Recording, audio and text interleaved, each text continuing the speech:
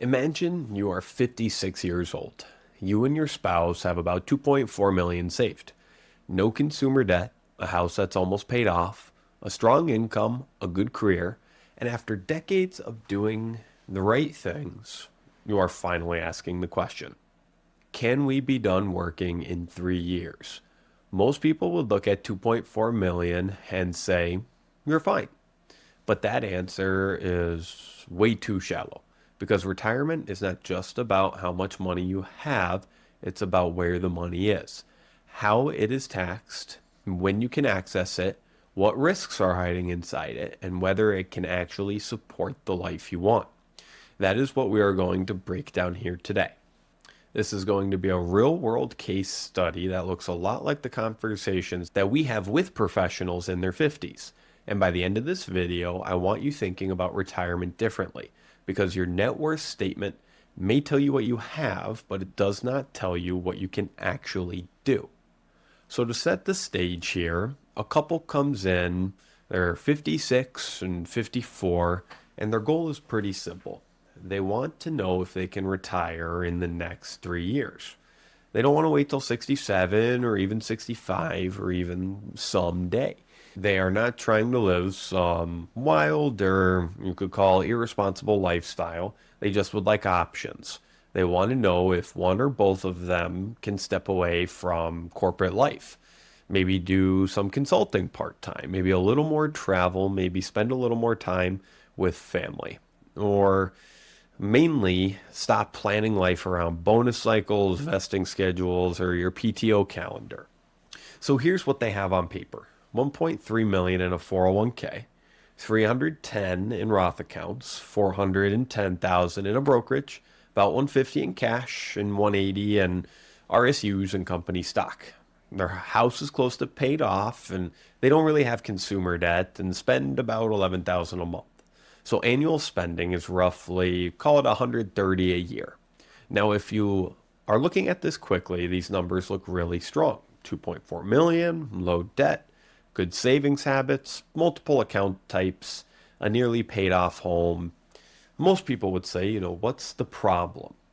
And that is exactly where a lot of retirement planning goes wrong because the problem is not always obvious from the top line number. The issue is not whether they saved money. They clearly did. The issue is whether the money is positioned correctly for the retirement they actually want. That's the question we're going to look to chat about here today. So here is the mistake a lot of people make. They look at their accounts and add everything together. They just add together the 401k, the Roth, brokerage, cash, company stock, and say, okay, we have 2.4 million. But that number can be very misleading. That's because not every dollar works in the same way. A dollar in a pre-tax 401k is not the same as a dollar in a brokerage account. A dollar in cash is not the same as a dollar in RSUs. A Roth dollar is not the same as something you have in your deferred compensation. And company stock is not the same as a diversified portfolio. So on yes, they had 2.4 million, but after taxes, access rules, vesting schedules, penalties, risk, and timing, it was not one clean pile of money. It was several different buckets with different rules. And if they would like to stop working in the next 3 years, those rules mattered a lot. So the 401k problem, let's start with that biggest number, right? They had 1.3 in 401ks. That looked great. And to be clear, that is great. They've done a great job saving. Having over $1 million in a 401k is a major accomplishment. But here's the big issue. The biggest account is not always the most useful account, especially if you are trying to retire before the traditional retirement timeline. If most of your wealth is sitting in pre-tax retirement accounts, you may have a strong net worth, but less flexibility than you think. Why, you might ask? Because those accounts come with those rules. There are age-based access considerations, penalties if the money's taken out too early or incorrectly, and withdrawals are generally taxable as ordinary income. And later in life, you have required minimum distributions, and those can force income whether you may need it or not. So yeah, the 401k was their biggest asset. But if their goal was to stop working around age 59 or possibly earlier, we had to ask, how useful is that money during that first phase of retirement? That is the part many people miss. They spend decades building the 401k, which is good, but then realize they get close to retirement and realize the 401k is not automatically a paycheck replacement strategy. It is an asset. It is not a plan by itself. Now I'd like to dive in why their smaller brokerage account was more important than they had previously thought. So if we take a look at it, there's a total of 420,000 in there. Now compare that to the 1.3 million 401k. It looked pretty small, but for their specific goal, it might have been one of the most important accounts they owned. And here's why. The brokerage account money can often be accessed before 59 and a half without the same retirement account restrictions. That matters if you're trying to bridge the gap between your last paycheck and the point where other income sources start to begin. So let's think about it. If they retire before Social Security, before Medicare, before required minimum distributions, before pensions, if they were applicable in this case, or before certain retirement accounts are easily accessible, then something has to fund those years. That is where brokerage assets can become critical. The brokerage account was not just extra money. It may have been the bridge between work and retirement. But here is where it gets more complicated. You cannot just spend it randomly, because if that brokerage account is supposed to cover the first few years of retirement, you need to know how much of it's available, how much of it is invested, how much risk is inside of it, what tax impact happens if positions are sold. How long does it need to last? What happens if the market drops right after retirement begins? That is where retirement starts becoming less about the total number and more about your sequencing, because the account you spend first can change your entire plan. So let's talk about the Roth account here. They had 300 roughly in Roth accounts, and a lot of people look at Roth assets and think, great, tax-free money. And yes, Roth assets can be extremely powerful, but again, the question is not just, do you have Roth money? The question is, what role is that Roth money supposed to play? Should it be used early? Should it be protected? Should you leave it to grow? Should it be part of a tax-controlled strategy later? Should it be preserved for flexibility? This is where people get into trouble. They hear that Roth money is tax-free, so they assume it should be spent first. But that is not always the answer. Sometimes Roth money is most valuable when it is left alone.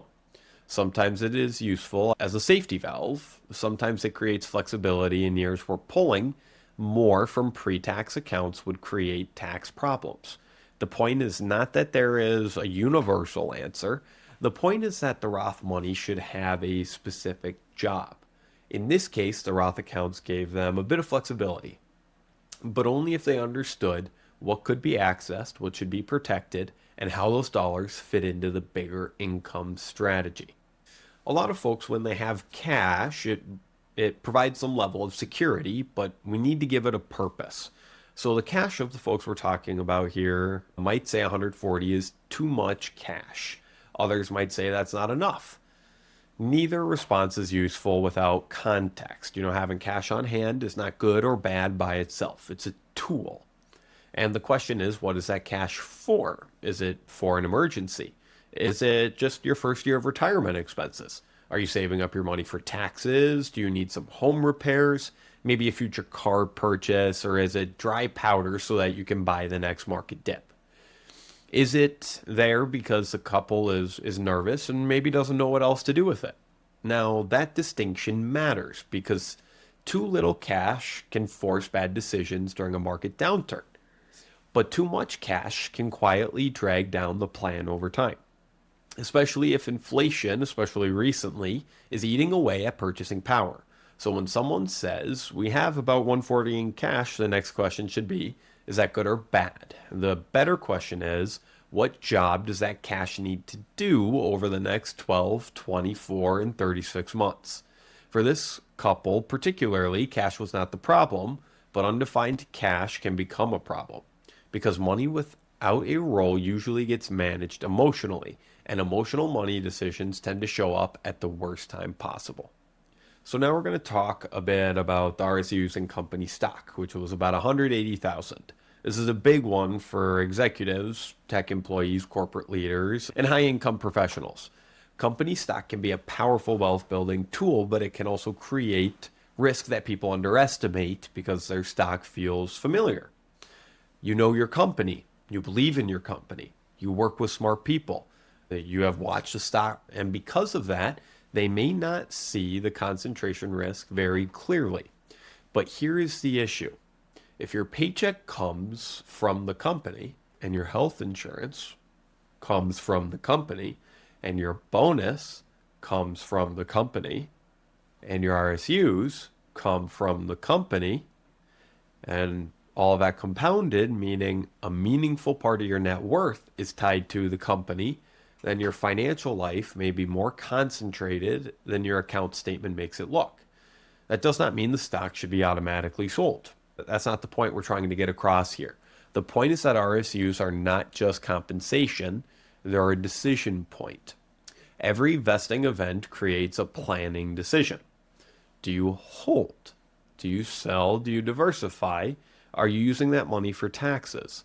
Do you use it to fund your brokerage or reduce your debt, pay off the house, use a retirement bridge? Most folks we speak with don't treat RSUs that way. They treat them almost like a bonus that just happens in the background.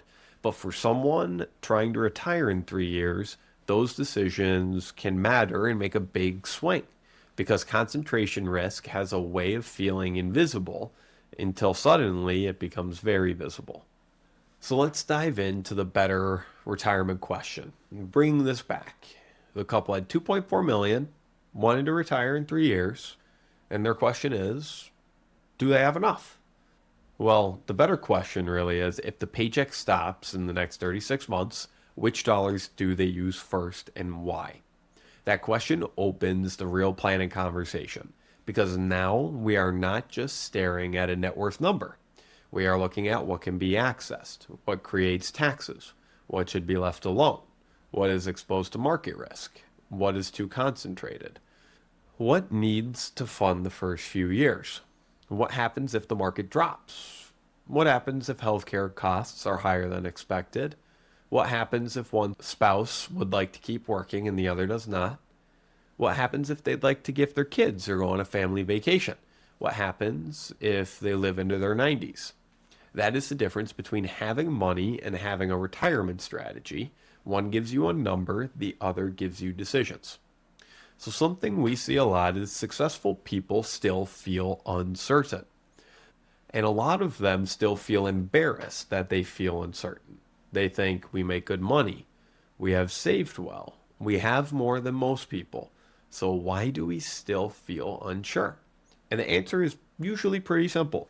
They have a lot of assets, but no clear retirement sequence.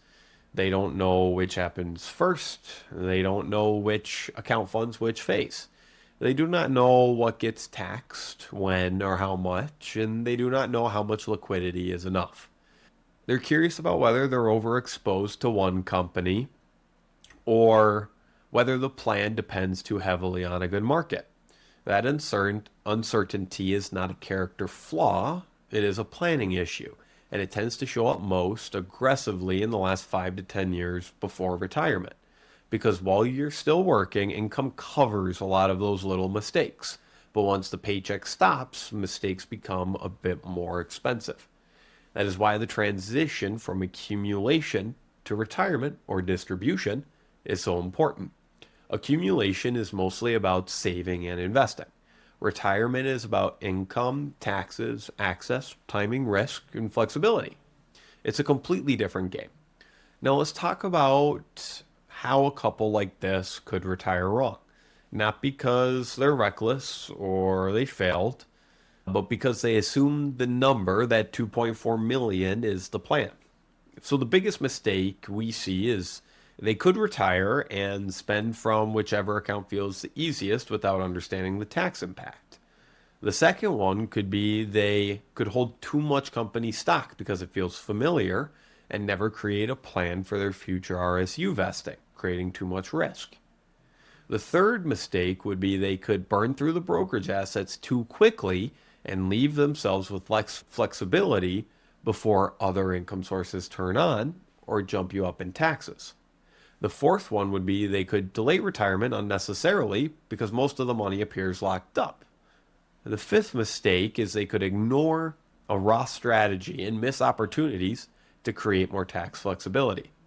The sixth mistake being they could keep too much cash because it feels safe, even though it's not tied to any specific purpose. The seventh could be they rely on average market returns and forget that the order of returns matters once withdrawals begin. This last one is really huge because the year you retire matters. If the market drops while you're still working, it's uncomfortable. If the market drops right after you retire and you're pulling income from the wrong place, it can be a bit more damaging. This is why average return conversations can be misleading. Retirement is not lived by the averages, it's lived year by year, and your max drawdown affects you more. For this couple, the value was not being told you did a good job. They already knew they had done a good job. The value was seeing the weak spots before retirement made them expensive. That is the key.